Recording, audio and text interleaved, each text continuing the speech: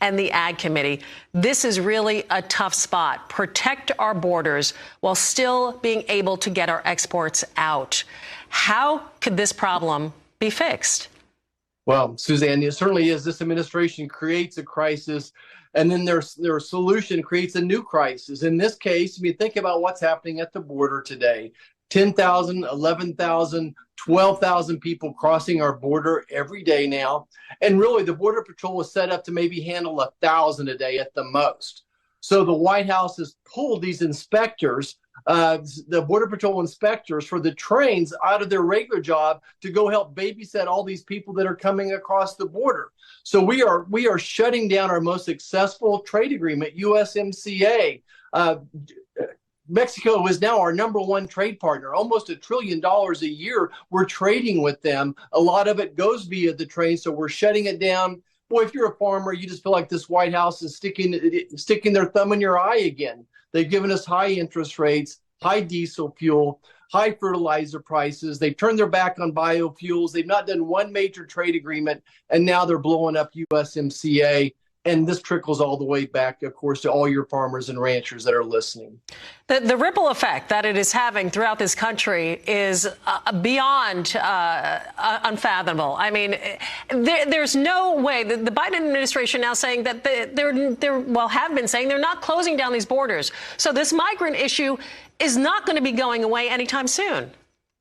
No, unfortunately, it's not. And that's my #1 priority, is to secure our border. I think that's the #1 emotional issue for people back home. With 300 Americans dying every day from fentanyl poisoning, they all want to shut this border down. But, Suzanne, I just want to point out this is going to impact much more than agriculture now. We build airplanes and jets in Wichita, Kansas. We build cars in Kansas City, Kansas as well. And when they're building a car or an airplane, a jet, that process goes back and forth across into Mexico.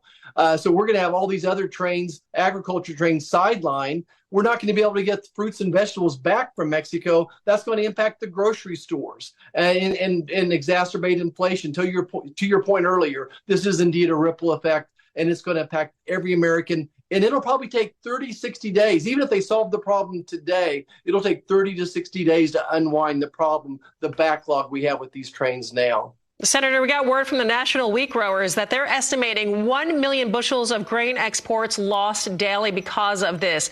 This, again, just unheard of. And if we're looking at any kind of resolution, you're seeing this is going to be pretty long term at this point. Yeah, several months. Look, $200 million of goods cross that Mexico border on trains every day. $200 million.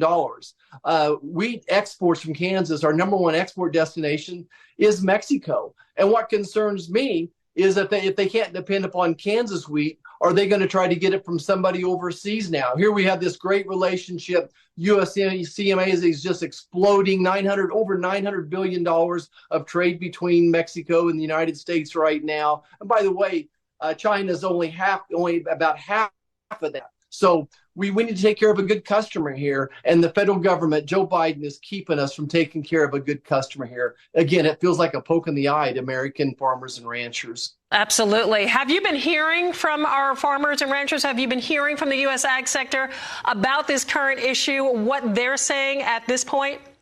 Absolutely. I mean, we were reaching out as well. And again, so many of our products, we put them on a train in Kansas City, and then they head south, east, and west right now. So all those farmers and ranchers are very concerned about this going forward.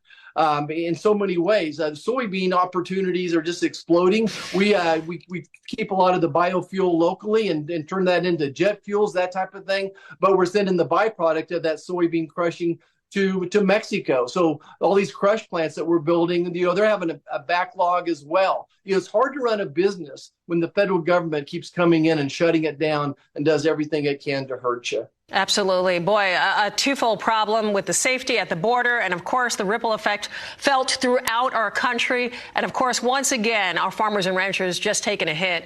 Senator, thank you so much for addressing this and for all the work that you're doing on the Hill to remedy this problem as soon as possible. U.S. Senator Roger